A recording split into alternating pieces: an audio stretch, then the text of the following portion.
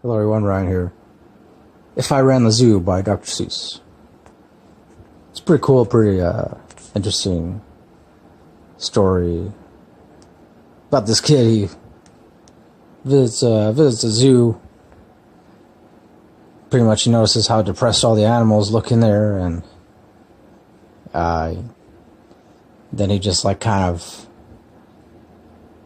goes on this long monologue, or even I would say a soliloquy of sorts, in which he just describes about like if he ran a zoo, if he had his own zoo, he would fill it with all these weird animals, animals of all kinds with different shapes, different sizes, different colors. Some with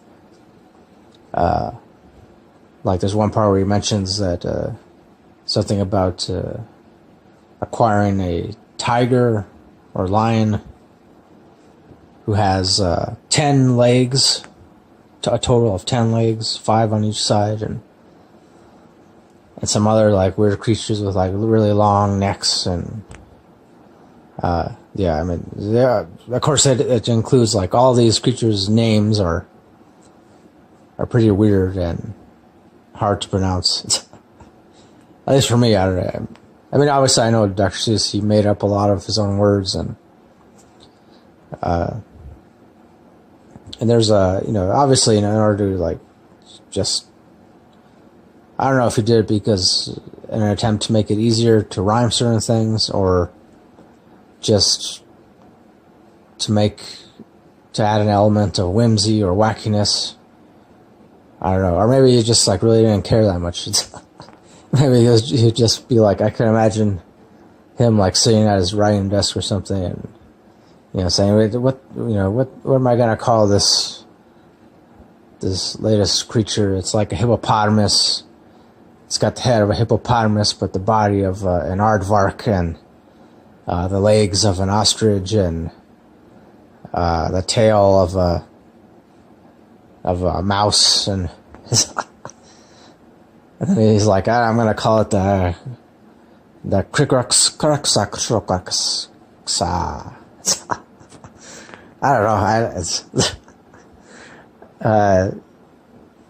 I mean, I guess I would say the story is pretty unique, obviously, just because of all the weird creatures that are in it, and I was a little bit surprised that it wasn't about like, I don't even know like what, and if there's any kind of moral message to this particular story. I want to say like maybe if you analyze it enough, that you can kind of interpret it as like this kid, he doesn't like seeing animals caged up in the zoo, and like by him saying that that if he ran the zoo, or if he had his own zoo, that he would fill it with all these weird creatures, things that people have never seen before. But also too, when they show like his zoo, it's not so much like they don't really show the creatures in cages.